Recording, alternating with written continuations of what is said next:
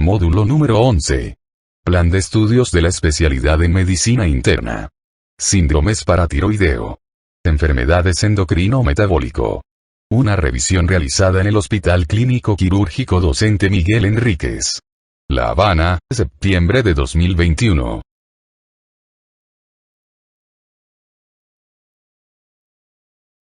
Contenido. Hiperparatiroidismo primario. Concepto, etiología, cuadro clínico. Diagnóstico de laboratorio. Tratamiento. Contenido. Hipoparatiroidismo. Concepto. Cuadro clínico. Diagnóstico. Tratamiento. Indicaciones y contraindicaciones de los esteroides.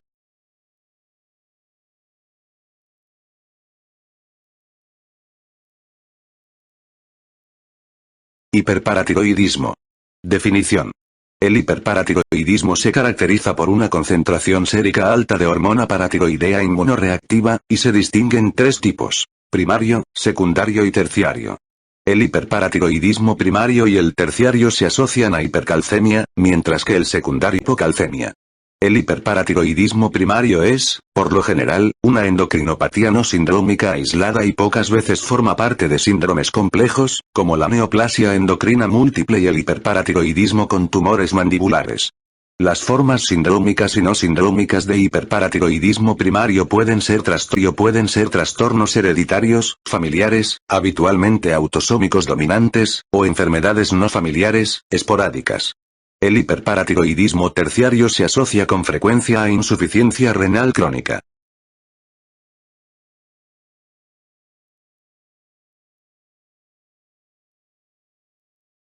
Hiperparatiroidismo primario. Epidemiología. El hiperparatiroidismo primario, que afecta a 3 de cada 1000 adultos, es una de las causas más frecuentes de hipercalcemia y obedece a una secreción excesiva de hormona paratiroidea por uno o más tumores paratiroideos. Los estudios han calculado que la prevalencia global de tumores paratiroideos es de 4 millones. El hiperparatiroidismo primario es habitualmente una endocrinopatía aislada no sindrómica, que aparece entre los 40 y los 65 años, y es 3 veces más frecuente en las mujeres que en los hombres.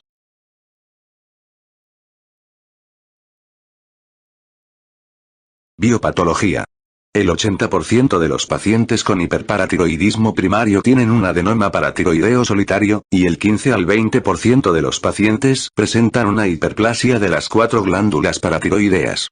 Menos del 0,5% de los casos de hiperparatiroidismo primario se relacionan carcinoma paratiroideo. Se desconocen las causas subyacentes del hiperparatiroidismo primario. Sin embargo, más del 10% de los pacientes con hiperparatiroidismo primario no familiar clínicamente antes de los 45 años de edad tienen una mutación de línea germinal en uno de 11 genes, como neoplasia endocrina múltiple 1, ciclo de división celular 73 y CAS. Los estudios de los adenomas paratiroideos esporádicos no familiares han mostrado que el 35 al 50% de ellos presentan mutaciones somáticas del gen neoplasia endocrina múltiple 1. El 15%, sobreexpresión de ciclina D1, y más del 85%, una anomalía en la vía WNT, beta-catenina.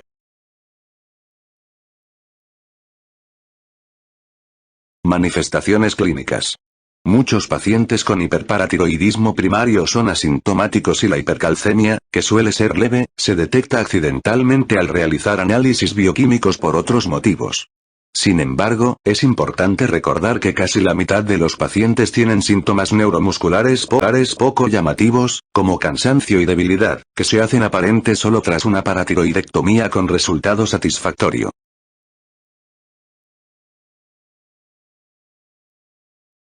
La hipercalcemia sintomática afecta predominantemente a los sistemas locomotor, genitourinario y digestivo. Pueden aparecer úlceras pépticas y pancreatitis. En la actualidad, los cambios óseos de osteitis fibrosa quística por resorción superióstica de las falanges distales, afilamiento de la región distal de las clavículas, imagen en sal y pimienta del cráneo, quistes óseos y tumores pardos de los huesos largos están presentes en menos del 5% de los pacientes. Sin embargo, el 25% de los casos presentan osteopenia, determinada por medición de la densidad mineral ósea. La nefropatía por cálculos, nefrolitiasis y nefrocalcinosis, afecta al 20% de los pacientes y el 30% de los afectados registran hipercalciuria. La disfunción renal es una potencial complicación de esta enfermedad.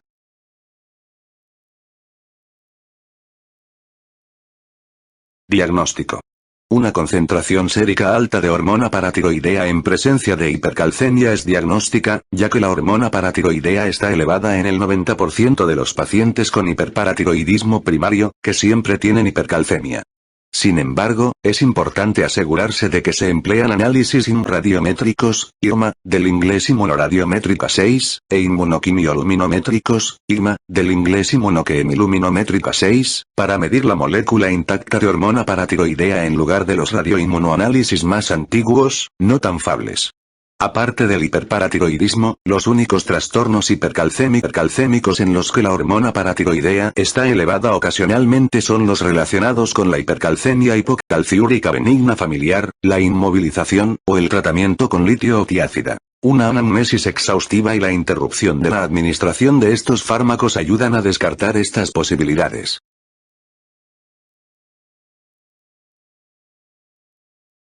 La hipercalcemia del hiperparatiroidismo primario, a diferencia de la del cáncer o de la enfermedad granulomatosa, no suele corregirse con un ciclo de 10 días de hidrocortisona oral, 120 mg por día repartidos en 3 dosis.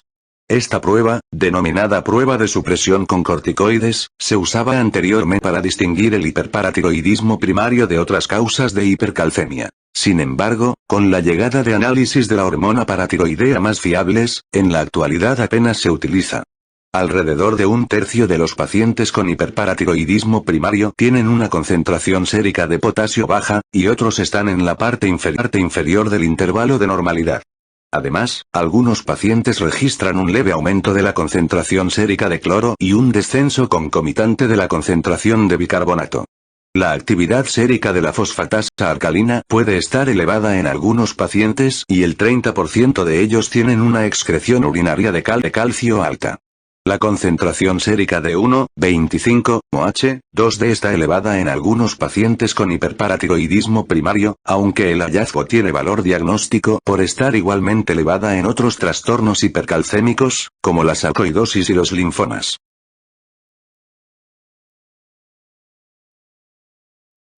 La concentración sérica de 25-OHD es normal. La densitometría se usa para detectar cambios óseos tempranos. Los pacientes con hiperparatiroidismo primario tienen una densidad mineral ósea baja, osteopenia, principalmente del hueso cortical, por ejemplo en el tercio distal del antebrazo, en comparación a observada en el hueso esponjoso, por ejemplo de la columna lumbar. Los huesos de la cadera, con una proporción parecida de hueso cortical y esponjoso, registran una disminución moderada de la densidad mineral ósea. En general, el riesgo de fractura ósea en pacientes con hiperparatiroidismo primario leve es parecido al de controles sanos equiparables. Sin embargo, una paratiroidectomía satisfactoria aumenta la densidad mineral ósea durante un período de 6 a 12 meses, incremento que perdura durante 10 años. De hecho, en la evaluación de los pacientes con hiperparatiroidismo primario y para decidir entre tratamiento conservador o quirúrgico se realizan mediciones de la densidad mineral ósea.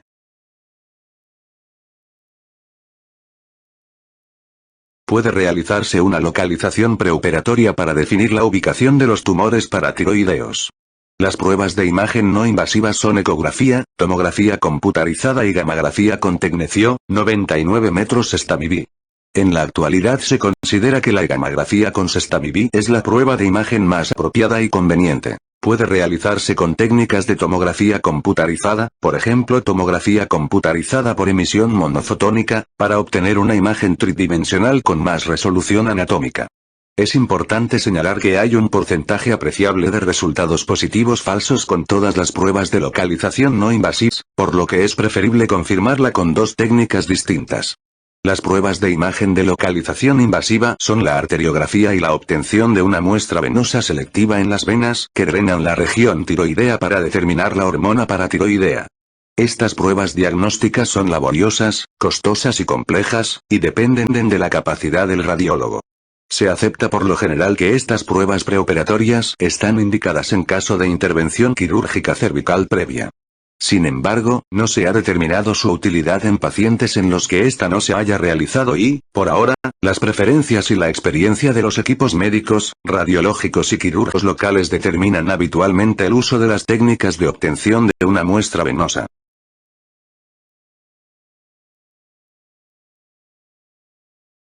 Tratamiento. La paratiroidectomía, que consigue la curación definitiva, es por lo general una técnica eficaz y segura si la realiza un cirujano experto. También se han logrado avances quirúrgicos importantes que permiten realizar la intervención con anestesia local en vez de general. Un ejemplo de ello es la técnica tiroidectomía mínimamente invasiva en pacientes con enfermedad localizada en una sola glándula, mediante una combinación de gammagrafía, sestamivir y ecografía. Se recomienda tratamiento quirúrgico en los pacientes sintomáticos y en los que padecen complicaciones óseas y renales. Las complicaciones de la cirugía de paratiroidectomía son lesión del nervio laríngeo recurrente e hipoparatiroidismo permanente.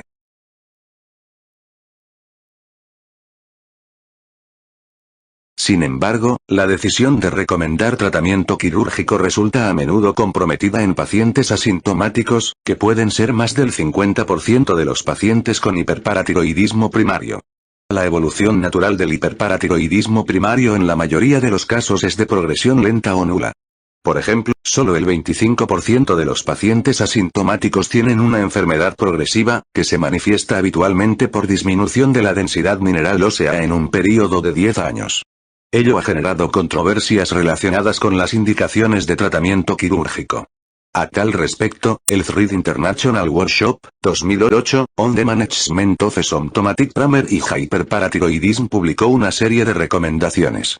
Sin embargo, es posible que estas recomendaciones influyan no solo en la decisión a favor o en contra de tratamiento quirúrgico, por lo que en general la mayoría de los equipos médicos y quirúrgicos realizan, junto con los pacientes, una evaluación y una valoración previa y detallada de los riesgos y beneficios. Sin duda, algunos pacientes no quieren seguir viviendo con una enfermedad curable y prefieren tratamiento quirúrgico a pesar de las recomendaciones, mientras que otros rechazan el tratamiento quirúrgico a pesar de estar indicado, porque pueden tener enfermedades concomitantes que les hacen pensar que el riesgo quirúrgico es excesivo.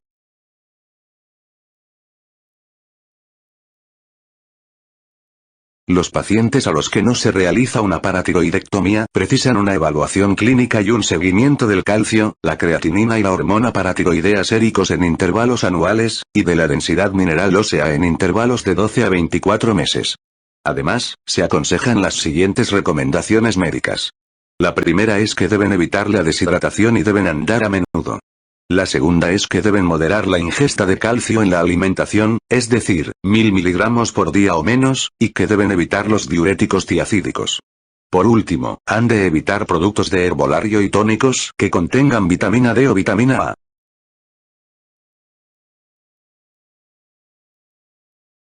Los fármacos utilizados para tratar el hiperparatiroidismo primario son fósforo oral, estrógenos o moduladores selectivos del receptor de estrógenos en mujeres posmenopáusicas, bisfosfonatos, y cinacalcet, un calcimimético. El fósforo no se usa por problemas relacionados con la calcificación ectópica de tejidos blandos. Los estrógenos y los moduladores selectivos del receptor de estrógenos, por ejemplo raloxífeno, aumentan la densidad ósea en las mujeres posmenopáusicas con hiperparatiroidismo primario, pero tienen poco efecto en la concentración sérica de calcio y de hormona paratiroidea. Los bisfosfonatos, por ejemplo alendronato y ácido zoledrónico, inhiben la resorción ósea y reducen el calcio sérico. Sin embargo, estos efectos no son duraderos. En un estudio clínico aleatorizado, doble ciego, comparativo con placebo, el cinacalcet fue eficaz en la reducción de la concentración sérica de calcio hasta valores normales y en la de la concentración de hormona paratiroidea en pacientes con hiperparatiroidismo primario. Estos efectos se mantuvieron con tratamiento a largo plazo sin efectos adversos importantes. La densidad mineral ósea permaneció inalterada en los pacientes tratados, aunque disminuyeron los marcadores bioquímicos de resorción y deformación ósea. Por tanto, el cinacalcet puede ser un tratamiento no quirúrgico efectivo del hiperparatiroidismo primario. Una dosis alta diaria, 70 miligramos o 2800 unidades, de colecalciferol aminora también la hormona paratiroidea y mejora la densidad ósea si se administra 6 meses antes y después de la paratiroidectomía.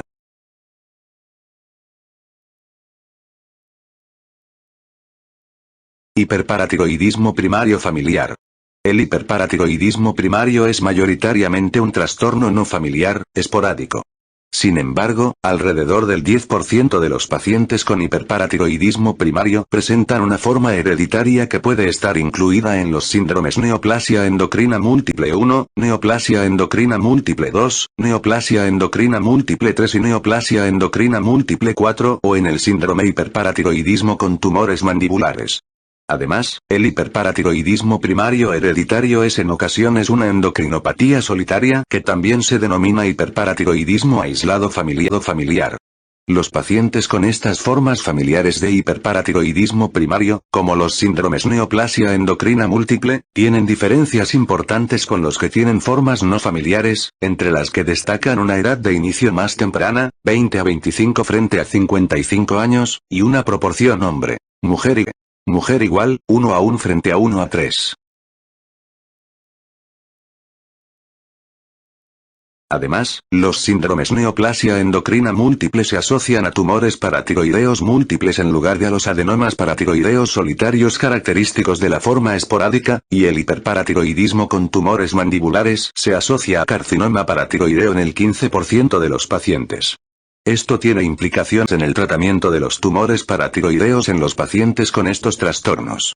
De este modo, la paratiroidectomía mínimamente invasiva es inapropiada para los pacientes neoplasia endocrina múltiple debido a la enfermedad multiglandular, y los pacientes con hiperparatiroidismo con tumores mandibulares precisan probablemente un tratamiento quirúrgico más temprano, ante el mayor riesgo de carcinoma paratiroideo.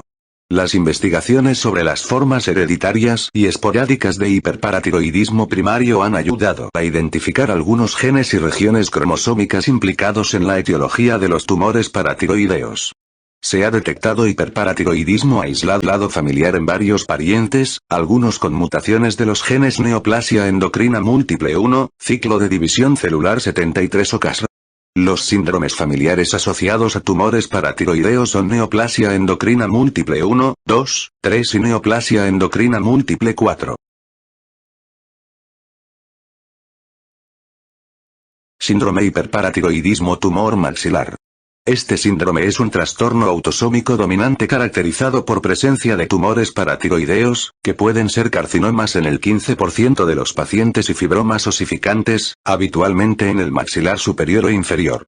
Además, algunos pacientes pueden presentar también tumores de Wilms, quistes renales, amartomas renales, adenomas corticales renales, carcinomas renales papilares, tumores uterinos que pueden ser malignos, adenocarcinomas pancreáticos, tumores de células germinales mixtos testiculares, con un componente principal de seminoma, y adenomas tiroideos de células de Hurtle.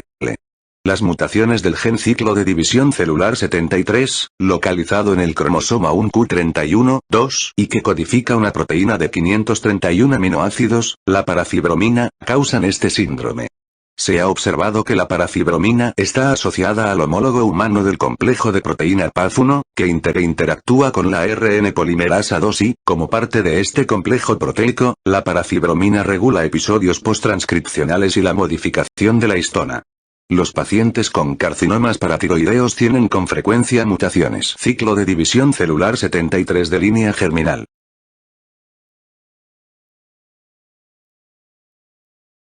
Tabla 245, 6.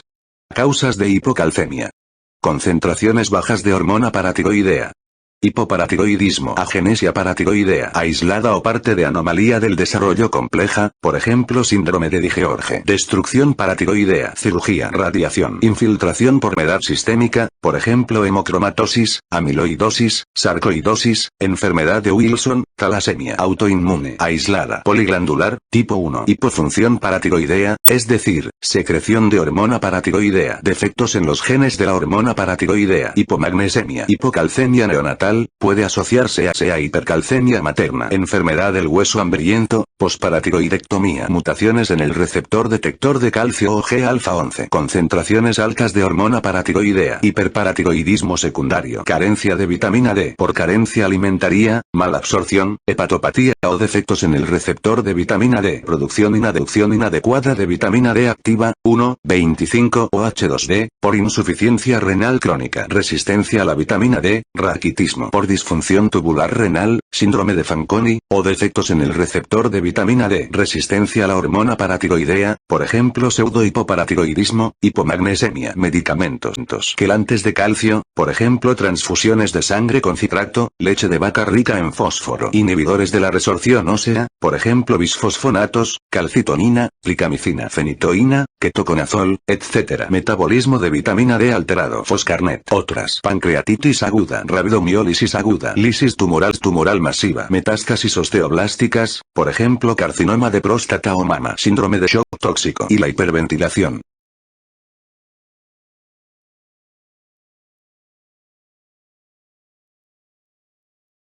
Hiperparatiroidismo urémico.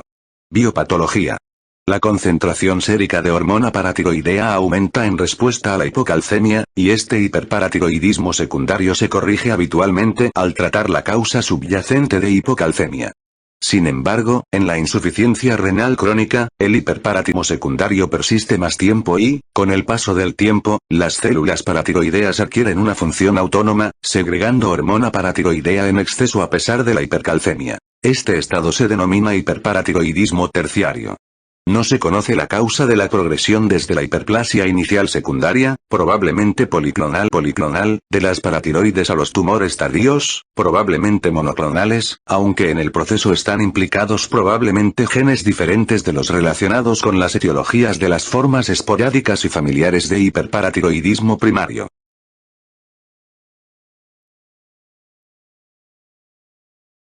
Manifestaciones clínicas y tratamiento. En la insuficiencia renal crónica, la consiguiente retención de fósforo y disminución de la producción de 1,25 H2D producen hipocalcemia e hiperparatiroidismo secundario. Esta combinación de anomalías bioquímicas causa una osteopatía grave con carácter combinadas de hiperparatiroidismo y carencia de vitamina D, es decir, osteomalacia. Por tanto, en la osteodistrofia renal se observan al mismo tiempo erosiones óseas y osteomalacia. El tratamiento consiste en corregir la hipocalcemia, por ejemplo, con sales de calcio por vía oral, que además mejoran la hiperfosfatemia mediante quelación intestinal de fósforo, y con calcitriol, 1,25 o H2D. No se ha determinado qué quelante del fósforo es más apropiado, pero está claro que deben evitarse los que contienen aluminio. El aluminio en estos preparados y como contaminante de las soluciones de diálisis ha contribuido en los últimos años al desarrollo de osteopatía osteomalácica y a otros aspectos de la toxicidad por metal en pacientes con insuficiencia renal, por ejemplo anemia hipocrómica y encefalopatía.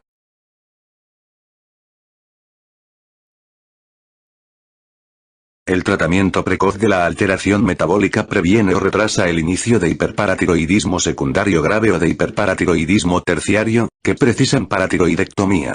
En pacientes con insuficiencia renal avanzada tratados con diálisis puede utilizarse cinacalcet, activador alostérico de Cas, para tratar el hiperparatiroidismo secundario grave.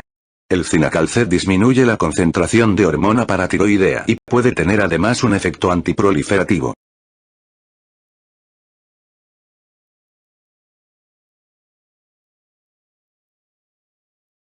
Trastornos y síndromes asociados a hipercalcemia. Causas endocrinas de hipercalcemia distintas del hiperparatiroidismo. Varios trastornos no paratiroideos están asociados a hipercalcemia. Cabe citar los siguientes: hipertiroidismo, feocromocitoma, enfermedad de Addison, tumor productor de polipéptido intestinal vasoactivo, bipoma, hipercalcemia hipocalciúrica familiar, enfermedad de Hansen y síndrome de Williams.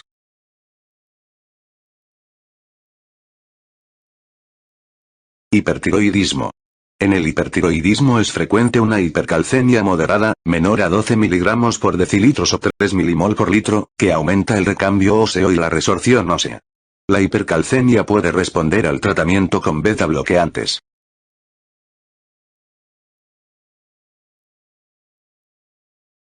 Hipercalcemia hipocalciúrica benigna familiar. La hipocalciúrica benigna familiar, también denominada hipercalcemia hipocalciúrica familiar, es un trastorno autosómico dominante caracterizado por hipercalcemia asintomática, presente durante toda la vida, asociada a una excreción urinaria de calcio excesivamente baja, es decir, índice aclaramiento de calcio aclaramiento de creatinina menor a 0,01, y una concentración sérica de hormona paratiroidea normal en el 80% de los pacientes. También es habitual la presencia de hipermagnesemia. Aunque la mayoría de los pacientes con hipocalciúrica benigna familiar están asintomáticos, en ocasiones se ha observado condrocalcinosis y pancreatitis aguda. Los pacientes con hipercalcemia hipocalciúrica familiar se han diagnosticado de manera equivocada de hiperparatiroidismo primario, porque el 20% de ellos pueden tener una concentración plasmática alta de hormona paratiroidea. Además, hasta el 20% de los casos hipercalcemia hipocalciúrica familiar presentan un índice aclaramiento de calcio aclaramiento de creatinina mayor a 0,01 y, por tanto, son indistinguibles de los pacientes con hiperparatiroidismo primario. En pacientes con hiperparatiroidismo primario y carencia de vitamina D, insuficiencia renal, o de origen afroamericano, se observan índice aclaramiento de calcio aclaramiento de creatinina bajos. Es importante distinguir los pacientes con hipercalcemia hipocalciúrica familiar de los que tienen hiperparatiroidismo primario, porque en la hipercalcemia hipocalciúrica familiar, la hipercalcemia es benigna por lo general y no deja secuelas. Es más, la paratiroidectomía no corrige la hipercalcemia en la hipercalcemia hipocalciúrica familiar. El análisis de mutaciones puede ayudar a identificar los pacientes con hipercalcemia hipocalciúrica familiar frente a los que padecen hiperparatiroidismo primario.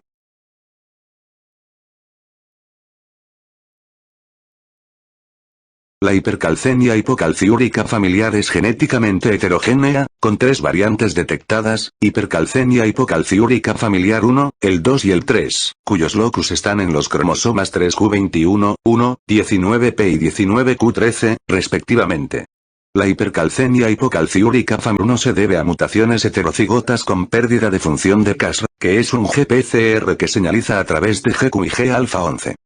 El Cas humano, un GPCR de superficie celular de 1078 aminoácidos codificado por el gen Cas localizado en el cromosoma 3q21, 1, se expresa en las células paratiroideas, las células tiroideas y el riñón.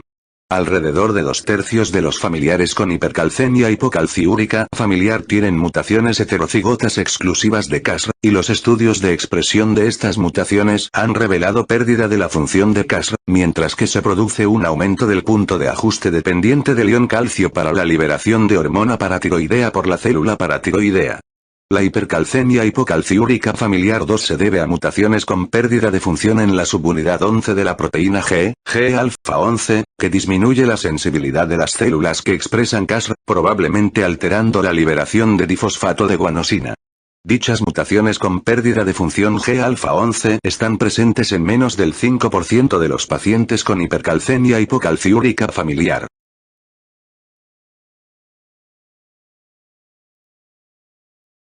La hipercalcemia hipocalciúrica familiar 3 se debe a mutaciones con pérdida de función de la subunidad delta, proteína adaptadora 2 delta, de la proteína adaptadora 2.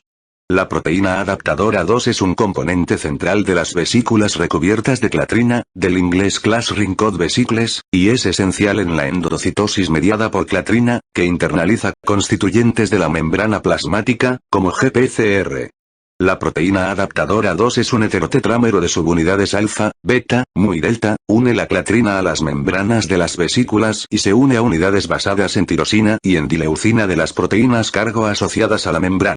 Las mutaciones proteína adaptadora 2 delta asociadas a hipercalcemia hipocalciúrica familiar 3, que afectan al residuo ARC15, formador de contactos clave con las unidades basadas en dileucina de las proteínas cargo vesículas recubiertas de clatrina, disminuyen la sensibilidad de las células que expresan Cas al calcio extracelular y la endocitosis Cas, probablemente mediante pérdida de interacción con la unidad basada en dileucina Cas-C terminal, cuya interrupción reduce también la señalización intracelular.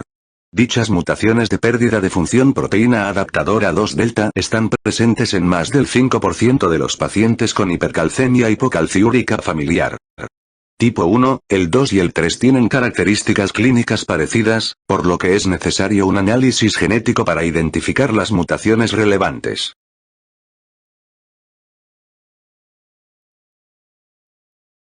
Hipercalcemia hipocalciúrica autoinmune. Algunos pacientes con características clínicas de hipercalcemia hipocalciúrica familiar 1, pero sin mutaciones Cas, pueden tener una hipercalcemia hipocalciúrica autoinmune. Estos pacientes presentan varias manifestaciones clínicas autoinmunes, como anticuerpos tiroideos, antigliadina o antiendomisio. Se ha observado que estos pacientes tienen anticuerpos circulantes contra el dominio extracelular de Cas-RIC, que tales anticuerpos estimulan la liberación de hormona paratiroidea por células paratiroideas dispersas in vitro, probablemente mediante inhibición de la activación de Cas-RIC por calcio extracelular.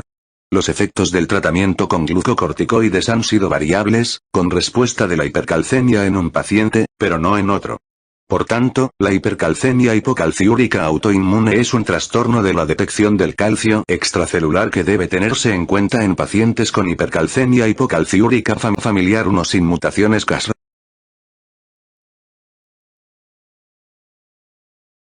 Hiperparatiroidismo primario neonatal grave. El hiperparatiroidismo primario neonatal grave se define como una hipercalcemia asintomática con manifestaciones óseas de hiperparatiroidismo en los primeros 6 meses de vida. Los niños con hiperparatiroidismo primario neonatal grave a menudo presentan en los primeros días o semanas de vida retraso del desarrollo, deshidratación, hipotonía, estreñimiento, deformidades de la jaula torácica y fracturas múltiples por inframielinización ósea. Con frecuencia tienen una hipercalcemia potencialmente mortal y precisan una paratiroidectomía urgente que corrige la hipercalcemia dependiente de hormona paratiroidea y la desmineralización ósea. La hipocalciúrica benigna familiar o hipercalcemia hipocalciúrica familiar es causada por mutaciones inactivadoras heterocigotas de Cas, y el hiperparatiroidismo primario neonatal grave se asocia a menudo a mutaciones de Cas homocigotas inactivadoras cuando los lactantes son de progenitores consanguíneos con hipercalcemia hipocalciúrica familiar 1.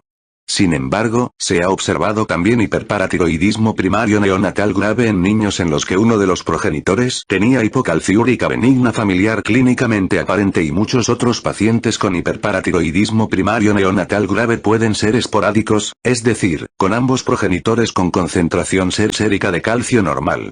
En estos pacientes con hiperparatiroidismo primario neonatal grave y mutaciones Cas heterocigotas, el Cas mutante puede tener una acción negativa dominante sobre el Cas normal.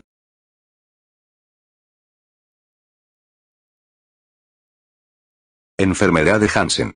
La enfermedad de Hansen es una afección autosómica dominante caracterizada por enanismo, con extremidades cortas por condrodisplasia metafisaria, hipercalcemia grave e hipofosfatemia a pesar de una concentración sérica normal o indetectable de hormona paratiroidea. Estas anomalías se asocian a mutaciones activadoras del receptor hormona paratiroidea y, por tanto, representan una activación independiente del receptor hormona paratiroidea.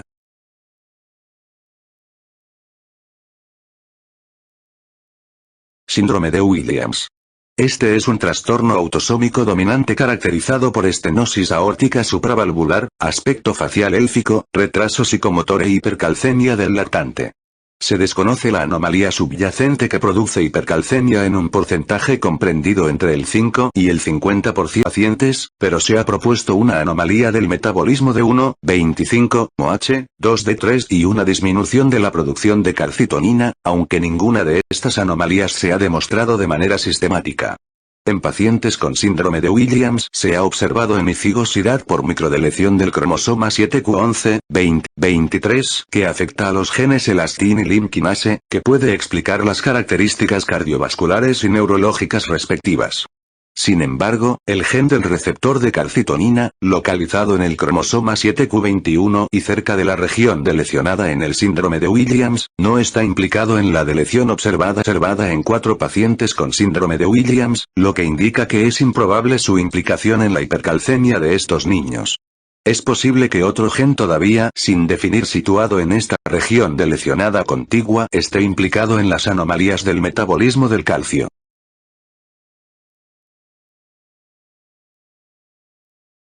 Hipercalcemia del lactante. La hipercalcemia del lactante se asocia a retraso del crecimiento y se caracteriza por hipercalcemia grave, hipercalciuria, nefrocalcinosis y concentración sérica alta de 1,25-OH, 2D. Algunos lactantes con este trastorno tienen mutaciones homo- o heterocigotas complejas del gen que codifica la enzima 24-hidroxilasa, que metaboliza la 1,25-OH2D activa a la forma inactiva 1,24-25-OH3D.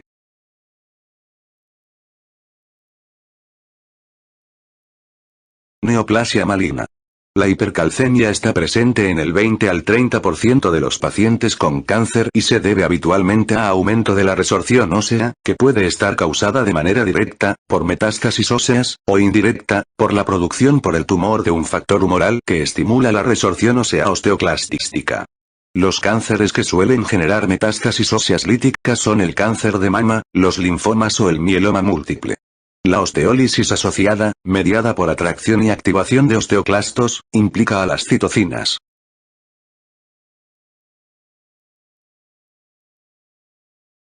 Para prevenir la atracción y la activación de osteoclastos puede utilizarse denosumab, un anticuerpo monoclonal neutralizante humanizado anti-RNKL. Los cánceres asociados habitualmente a hipercalcemia humoral oncológica son carcinomas epidermoides pulmonares, esofágicos, de cuello uterino, vulva, piel, cabeza o cuello, aunque también cabe reseñar otros tipos, de riñón, vejiga urinaria, ovario y mama. La hipercalcemia humoral oncológica supone el 80% de los casos de hipercalcemia asociada a cáncer. El factor causal de hipercalcemia humoral oncológica más frecuente es PTHRP, que puede medirse en suero mediante inmunoanálisis. Sin embargo, estos análisis son relativamente insensibles y la incapacidad para detectar la PTHRP sérica no descarta el diagnóstico de hipercalcemia humoral oncológica. Por lo general, los pacientes con hipercalcemia humoral oncológica tienen hipercalcemia asociada a una concentración sérica baja o indetectable de hormona paratiroidea, hipercalcemia notable y una concentración plasmática baja de 1,25-OH2D. El tratamiento de la hipercalcemia humoral oncológica va dirigido a 1. Disminuir la masa tumoral mediante cirugía, radioterapia o quimioterapia. 2. Disminuir la resorción ósea osteoclástica con bisfosfonatos, por ejemplo ácido zoledrónico, calcitonina o denosumab, y 3. Aumentar la eliminación renal de calcio mediante diuresis salina.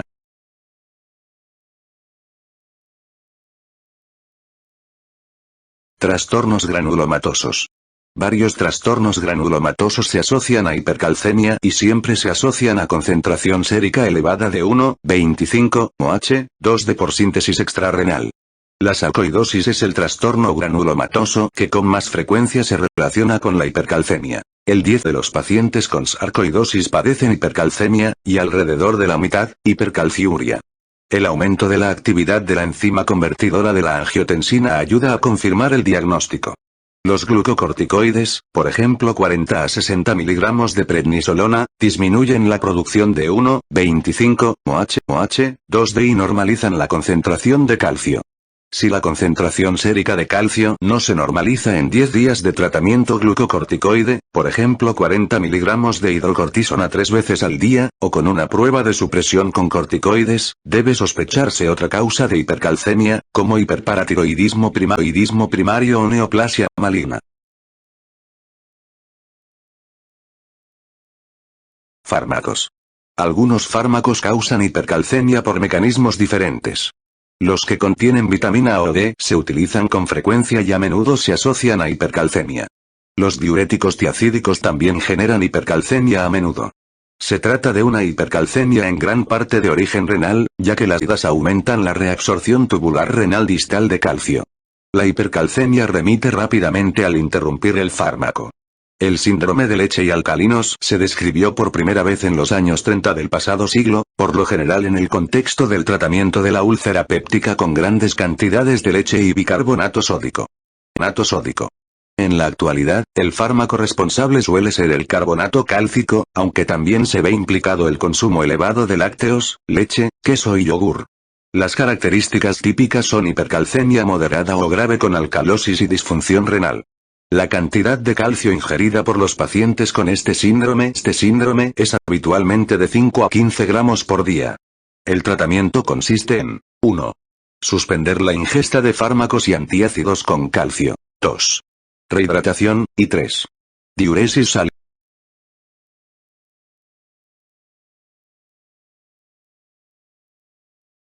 Hipocalcemia. Definición. La hipocalcemia se define como concentración sérica de calcio por debajo del límite inferior del intervalo normal, lo que corresponde habitualmente a un calcio iónico sérico menor de 4,65 mg por decilitros, 1,16 milimol por litro, y a un calcio total sérico menor de 8,5 mg por decilitros, 2,12 milimol por litro. La hipocalcemia leve se define como calcio total sérico de 8 a 8,5 mg por decilitros, 2 a 2,12 milimol por litro, y la hipocalcemia grave, como un calcio total sérico menor de 7,6 mg por decilitros, 1,9 milimol por litro.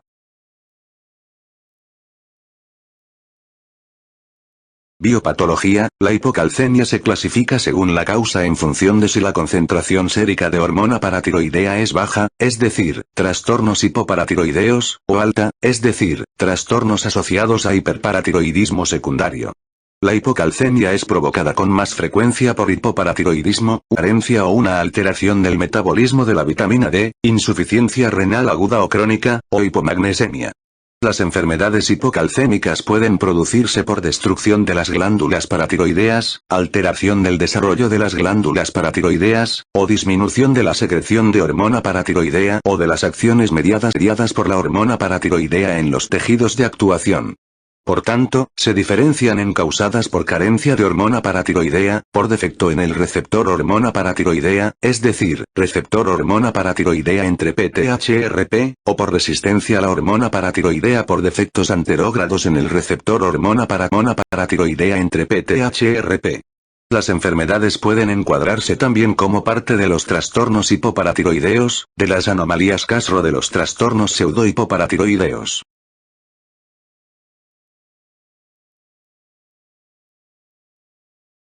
Tabla 245, 7.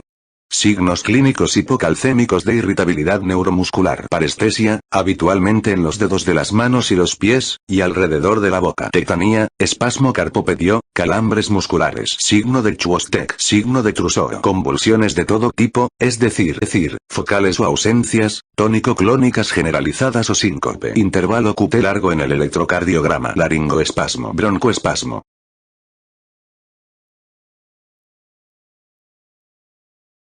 Manifestaciones clínicas y diagnóstico. El cuadro clínico de la hipocalcemia varía de una anomalía bioquímica asintomática a un trastorno grave y potencialmente mortal. Los pacientes con hipocalcemia leve pueden ser asintomáticos. Los que padecen hipocalcemia más grave y prolongada presentan síntomas agudos de irritabilidad neuromuscular, calcificación ectópica, por ejemplo en los ganglios basales, potencialmente asociada a síntomas neurológicos extrapiramidales, catarata subcapsular, papiledema y dentición anómala. Las pruebas diagnósticas deben orientarse a confirmar la presencia de hipocalcemia y a determinar la causa.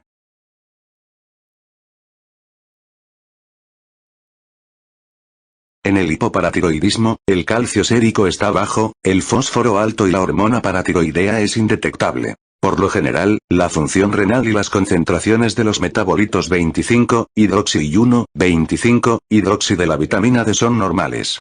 Las características del pseudohipoparatiroidismo son parecidas a las del hipoparatiroidismo, salvo por la notable elevación de la hormona paratiroidea. En la insuficiencia renal crónica, la causa más frecuente de hipocalcemia, el fósforo, la fosfatasa alcalina, la creatinina y la hormona paratiroidea están elevados, con 25, OHD3 normal y 1,25, OH, 2D3 baja. En la osteomalacia por carencia de vitamina D, el calcio y el fósforo sérico están bajos, la fosfatasa alcalina y la hormona paratiroidea altas, la función renal es normal y la 25, OHD3, baja. La causa más frecuente de hipocalcemia por artefacto es la hipoalbuminemia, como ocurre en la hepatopatía o en el síndrome nefrótico.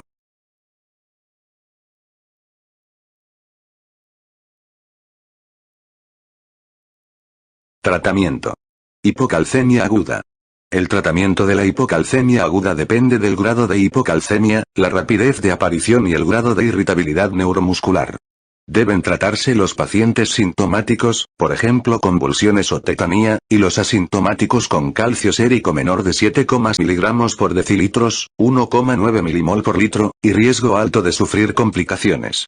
El mejor tratamiento de la hipocalcemia sintomática aguda es el gluconato cálcico, 10 ml al 10% de masa barra volumen, 2,2 milimol de calcio, intravenoso, diluido en 50 ml de solución glucosada al 5% o de solución salina al 0,9% mediante inyección lenta, mayor de 5 min. Puede repetirse según sea necesario para neutralizar los síntomas.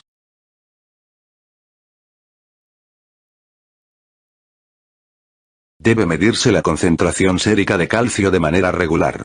La hipocalcemia persistente debe tratarse de manera intensiva mediante administración de una infusión de gluconato cálcico. Por ejemplo, se diluyen 10 ampollas de gluconato cálcico, 10 ml al 10% de masa barra volumen, 22 milimol por litro calcio, en 1 litro de suero glucosado al 5% o de solución salina al 0,9%, iniciando la infusión a 50 ml por hora y ajustándola después para mantener una concentración sérica de calcio normal. Por lo general, de 1,2 a 1,6 miligramos por kilogramo, 0,3 a 0,4 milimol por kilogramo de calcio elemental administrados en 4 a 6 horas aumentan de 2 a 3 miligramos por decilitros, 0,5 a 0,75 milimol por litro, el calcio sérico. Si se prevé persistencia de la hipocalcemia, debe administrarse también vitamina D oral. En pacientes con hipomagnesemia asociada a la hipocalcemia es preciso corregir la hipomagnesemia antes de que se resuelva la hipocalcemia. Ello ocurre en el período posparatiroidectomía o en pacientes con malabsorción grave, por ejemplo, los que padecen enfermedad celíaca confirmada.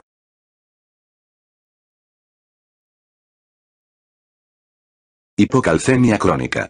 Los dos fármacos principales disponibles para tratar la hipocalcemia crónica, a largo plazo, son el calcio, de 10 a 20 milimol de calcio cada 6 a 12 horas, y la vitamina D. Pocos pacientes con hipoparatiroidismo necesitan suplementos de calcio después de las fases iniciales de estabilización con vitamina D. Se han usado diversos preparados de vitamina D, como vitamina D3, colecalciferol, o vitamina D2, ergocalciferol, de 10.000 a 50.000 unidades, 0,25 a 1,25 miligramos por día. Dihidrotaquisterol, poco empleado en la actualidad, de 0,25 a 1,25 miligramos por día. Alfa-calcidiol, 1, alfa-hidroxicolecalciferol, de 0,25 a 1 microgramos por día y calcitriol, 1,25, hidroxicolecalciferol, de 0,25 a 2 mg/día. En los niños, estos preparados se prescriben en dosis basadas en el peso.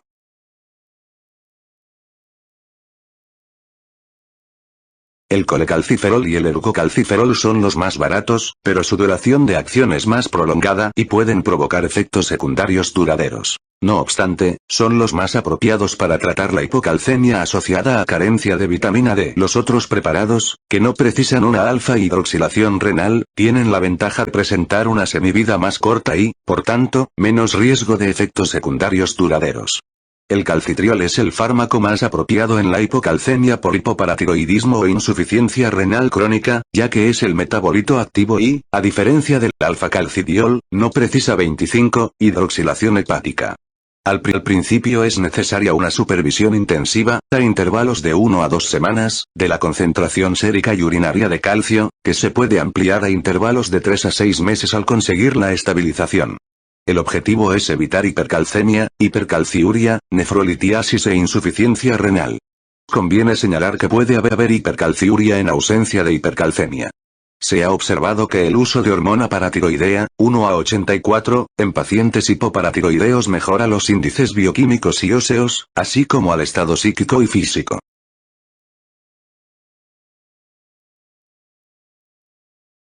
Figura 245, 4.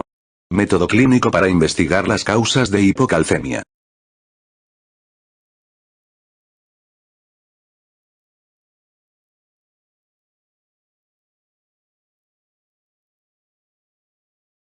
Hipoparatiroidismo. Definición. El hipoparatiroidismo se caracteriza por hipocalcemia e hiperfosfatemia como consecuencia de una carencia en la secreción o en la acción de la hormona paratiroidea. La concentración sérica de hormona paratiroidea inmunoreactiva es baja o indetectable, y la concentración de 1,25 2D3 es generalmente normal baja o baja, aunque la actividad fosfatasa alcalina no se altera. En esta enfermedad, la excreción urinaria diaria de calcio disminuye, pero la excreción fraccionaria de calcio aumenta, en tanto que la excreción de monofosfato de adenosina cíclico se reduce, elevándose la reabsorción tubular renal de fósforo. El monofosfato de adenosina cíclico urinario, el monofosfato de adenosina cíclico plasmático y la excreción urinaria de fósforo aumentan mucho después de administrar hormona paratiroidea bioactiva exógena, pruebas de Chase-Auerbach y de Ellsworth-Howard.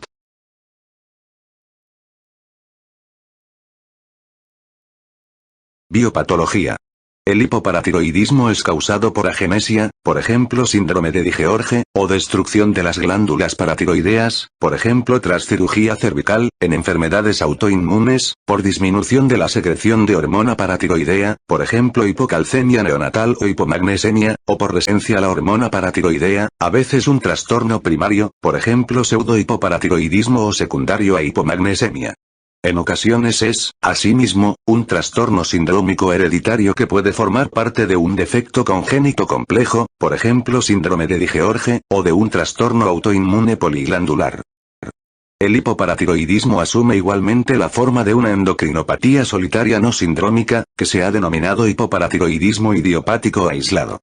Se han detectado casos familiares de hipoparatiroidismo aislado con herencia autosómica dominante, autosómica recesiva y recesiva ligada al cromosoma X.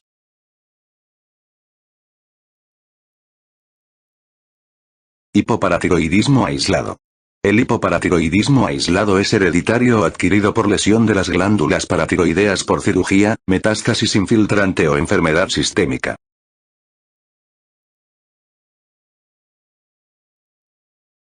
Formas adquiridas de hipoparatiroidismo. El hipoparatiroidismo puede aparecer después de una cirugía del cuello, radioterapia o por infiltración por metástasis o enfermedad sistémica, por ejemplo, hemocromatosis, amiloidosis, sarcoidosis, enfermedad de Wilson o talasemia. La lesión quirúrgica de las glándulas oideas es más frecuente durante la disección cervical radical, como la realizada para un carcinoma laríngeo o esofágico, después de tiroidectomía total o después de paratiroidectomías repetidas por enfermedad poliglandular, por ejemplo neoplasia endocrina múltiple 1 o 2, citadas anteriormente. Los síntomas hipocalcémicos empiezan de 12 a 24 horas después de la operación quirúrgica y precisan tratamiento con calcio oral o intravenoso. La función paratiroidea se recupera a menudo, pero la hipocalcemia persistente requiere tratamiento con preparados de vitamina D.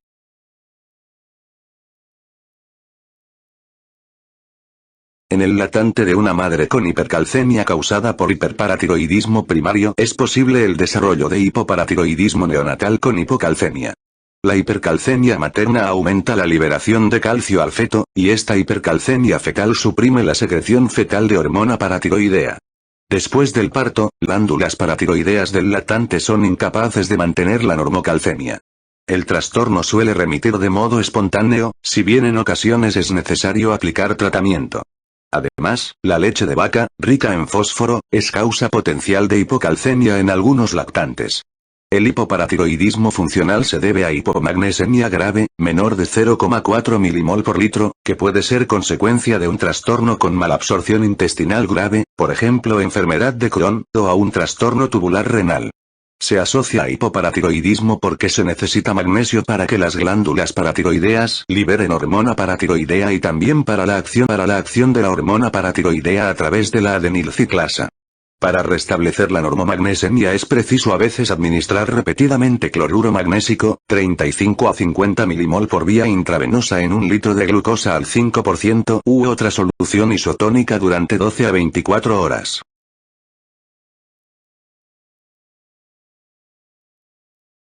Hipoparatiroidismo hereditario.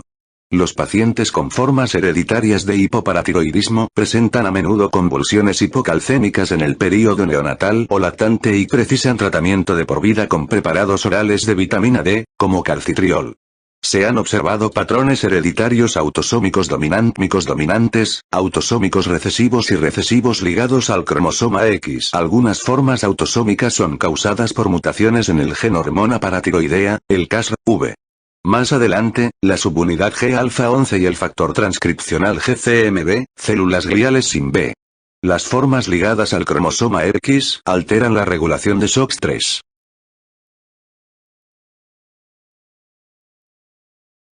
Hipocalcemia autosómica dominante de tipos 1 y 2. La hipocalcemia autosómica dominante de tipo 1 se caracteriza por hipocalcemia leve o grave durante toda la vida asociada a concentración sérica normal de hormona paratiroidea en alrededor del 40% de los pacientes y baja en el 60% restante. La concentración sérica de magnesio y de fósforo es baja o alta, respectivamente, en cada uno de los grupos. En torno al 50% de los pacientes con hipocalcemia autosómica dominante de tipo 1 tienen hipocalcemia asintomática, y el otro 50% presentan parestesias, calambres musculares, espasmos carpopedios y convulsiones, a veces asociados a una enfermedad febril. Además, alrededor del 10% de los pacientes con AD1 presentan hipercalciuria absoluta, asociada a nefrocalcinosis y a cálculos renales en el 35% de los pacientes. Los preparados de vitamina D y los suplementos de calcio para corregir la hipocalcemia pueden empeorar la hipercalciuria y causar disfunción renal. Más del 35% de los pacientes tienen calcificación ectópica o en los ganglios basales. Alrededor del 20% de estos pacientes no tienen un antecedente familiar registrado, porque presentan mutaciones de novo. La hipocalcemia autosómica dominante de tipo 1 es provocada por mutaciones de ganancia de función en Cas. La hipocalcemia autosómica dominante de tipo 2 es causada por mutaciones de ganancia de función en la subunidad G-alfa-11, y los pacientes tienen características clínicas parecidas a las de los pacientes con hipocalcemia autosómica dominante de tipo 1.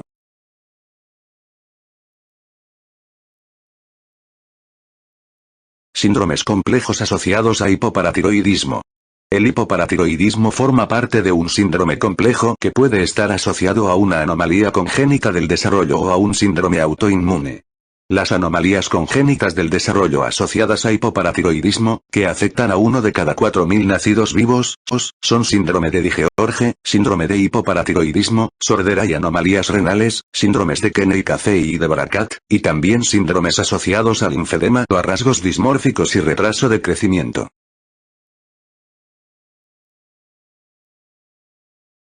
Hipoparatiroidismo autoinmune poliglandular.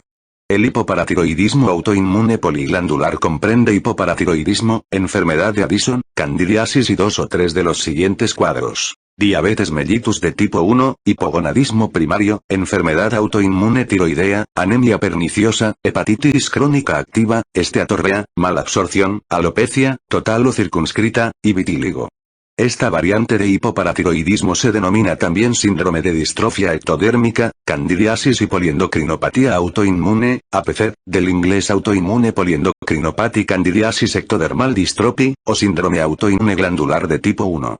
El suero de algunos pacientes contiene anticuerpos contra las glándulas suprarrenales, tiroideas y paratiroideas. El síndrome autoinmune poliglandular de tipo 2 se caracteriza por insuficiencia suprarrenal, diabetes mellitus de tipo 1 y enfermedad tiroidea sin hipoparatiroidismo. Altos niveles de incidencia de distrofia ectodérmica, candidiasis y poliendocrinopatía autoinmune, con herencia autosómica recesiva, se han detectado en Finlandia y en judíos de origen iraní. El gen distrofia ectodérmica, candidiasis y poliendocrinopatía autoinmune, localizado en el cromosoma 21q22, 3, codifica una proteína A con 545 aminoácidos que contienen motivos asociados a un factor transcripcional y contiene 2 unidades de zinc, una región rica en prolina y 3 unidades LXXLL. Este gen se denomina AIRE, regulador autoinmune. Las familias distrofia ectodérmica, candidiasis y poliendocrinopatía autoinmune dan con frecuencia 4 mutaciones regulador autoinmune que, probablemente, anulan la actividad ligasa ubiquitina E3 de la proteína regulador autoinmune 1. Se ha observado que regulador autoinmune 1 regula la eliminación de linfocitos T específicos de órgano en el timo, y es probable que distrofia ectodérmica, candidiasis y poliendocrinopatía autoinmune esté causado por un fallo de este mecanismo especializado para anular linfocitos prohibidos y producir tolerancia inmunológica.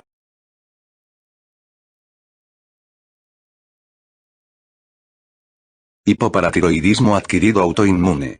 El 20% de los pacientes con hipoparatiroidismo adquirido asociado a hipoparatiroidismo autoinmune tienen autoanticuerpos contra el dominio extracelular de Cas. Los autoanticuerpos Cas no persisten mucho tiempo. El 72% de los pacientes con hipoparatiroidismo adquirido hace menos de 5 años presentaban autoanticuerpos CASR detectables frente a solo un 14% de los pacientes con hipoparatiroidismo adquirido de más de 5 años. La mayoría de los pacientes con autoanticuerpos CASR eran mujeres, un hallazgo parecido al observado en otras enfermedades mediadas por autoanticuerpos. De hecho, pocos pacientes con hipoparatiroidismo adquirido habían tenido características de un síndrome poliglandular autoinmune de tipo 1. Los epítopos para anticuerpos anti-CASR estaban localizados en la región N-terminal del dominio extracelular del receptor. Estos hallazgos indican que CASR es un autoantígeno en el hipoparatiroidismo adquirido.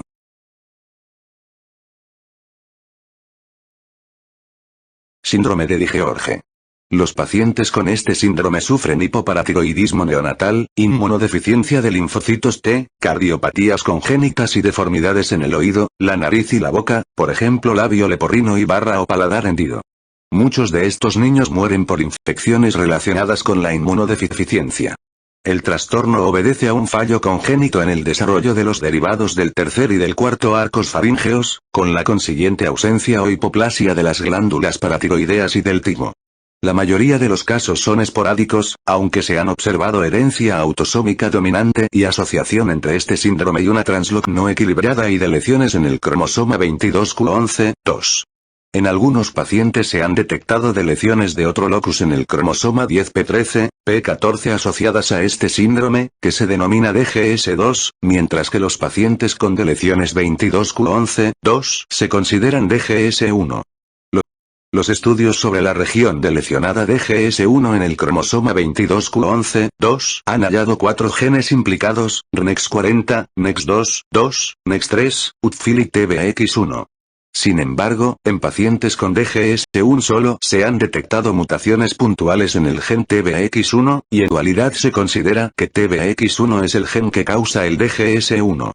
TBX1 codifica un factor transcripcional de unión ADN, de la familia T-Box, que se sabe que desempeña un papel importante en la organogenia y en la formación del patrón en vertebrados e invertebrados. El gen TBX1 está delecionado en el 96% de los pacientes con DGS1, y algunos de los que no tienen deleciones son portadores de mutaciones de TBX1.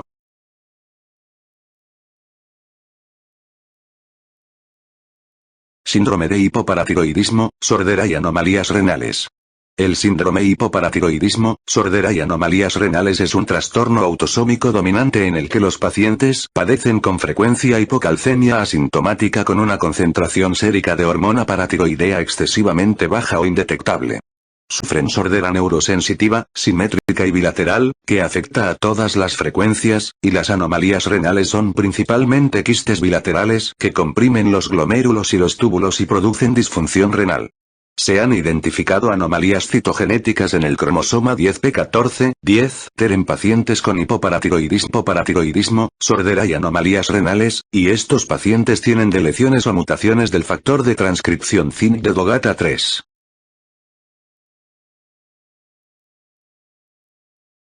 Mitocondriopatías asociadas a hipoparatiroidismo. Hipoparatiroidismo adquirido o observado hipoparatiroidismo en 3 trastornos asociados a disfunción mitocondrial. Síndrome de Kearns-Sayre, síndrome MELAS y síndrome de carencia de proteína trifuncional mitocondrial, MTPDS, del inglés Mitochondrial Trifunctional Protein Deficiency Syndrome. El síndrome de Kearns-Sayre se caracteriza por oftalmoplegia externa progresiva y retinopatía pigmentaria antes de los 20 años de edad, asociada con frecuencia a bloqueo cardíaco o a miocardiopatía. El síndrome MELAS comienza en la infancia con encefalopatía mitocondrial, acidosis láctica y episodios parecidos a un accidente cerebrovascular. Además, ambos trastornos pueden producir grados diversos de miopatía proximal. Tanto el síndrome MELAS como el de Kearns-Sayre están asociados a diabetes mellitus de tipo 1 e hipoparatiroidismo, y, en algunos pacientes, se han identificado anomalías génicas mitocondriales.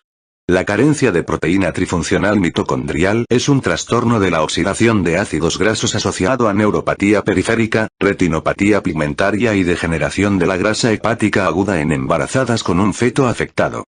Hipoparatiroidismo adquirido o observado asimismo hipoparatiroidismo en un paciente con carencia de proteína trifuncional.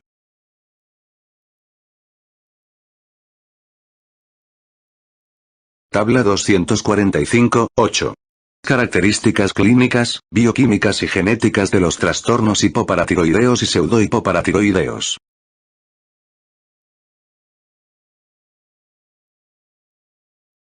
Síndromes de Kenney-Caffey, Sanjal-Sakati y Kirk-Richardson.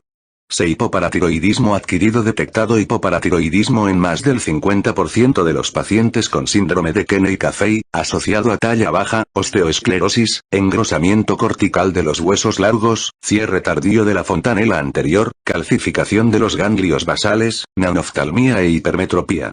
No fue posible encontrar tejido paratiroideo en una autopsia exhaustiva de un paciente, y esto indica que el hipoparatiroidismo puede estar causado por un defecto embriológico del desarrollo paratiroideo. En los síndromes de Kirk-Richardson y de Sanjal-Sakati, que son parecidos, el hipoparatiroidismo se relaciona con retraso de crecimiento grave y rasgos dismórficos. Se han observado en pacientes de origen en Oriente Próximo de padres consanguíneos, lo que indica que son trastornos autosómicos recesivos. Los análisis genéticos moleculares han identificado mutaciones de chaperona específica de tubulina localizada en el cromosoma 1 Q42, Q43, asociadas a síndromes de Kenney-Caffey de tipo 1 y de Sanjal-Sakati. Chaperona específica de tubulina codifica una de las varias proteínas chaperona necesarias para el plegamiento apropiado de las subunidades alfa-tubulina y la formación de heterodímeros alfa-beta-tubulina. El síndrome Kenney-Caffey tipo 2 está causado por mutaciones en un miembro de la familia con similitud de secuencia 111 del gen, localizado en el cromosoma 11q12, 1.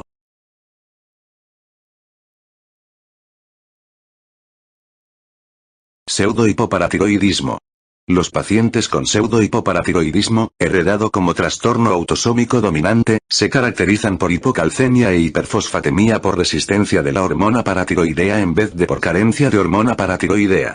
Se reconocen 5 variantes según las características bioquímicas y somáticas, y 3 de estas: pseudohipoparatiroidismo de tipo 1A, pseudohipoparatiroidismo 1A, pseudohipoparatiroidismo de tipo 1B, pseudohipoparatiroidismo 1B y pseudohipoparatiroidismo, se explican con más detalle.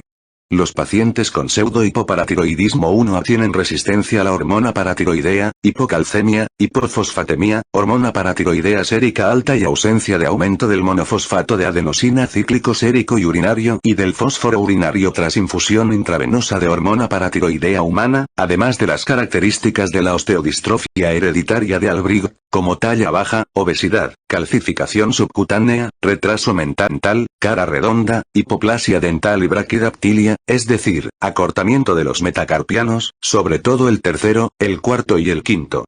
Además de braquidactilia hay otras anomalías óseas de los huesos largos y acortamiento de los metatarsianos. Los pacientes con pseudohipoparatiroidismo 1B tienen resistencia a la hormona paratiroidea solo sin rasgos somáticos de osteodistrofia hereditaria de Albrigg, mientras que los pacientes con pseudohipoparatiroidismo sí tienen los rasgos somáticos de osteodistrofia hereditaria de Albrigg en ausencia de resistencia a la hormona paratiroidea.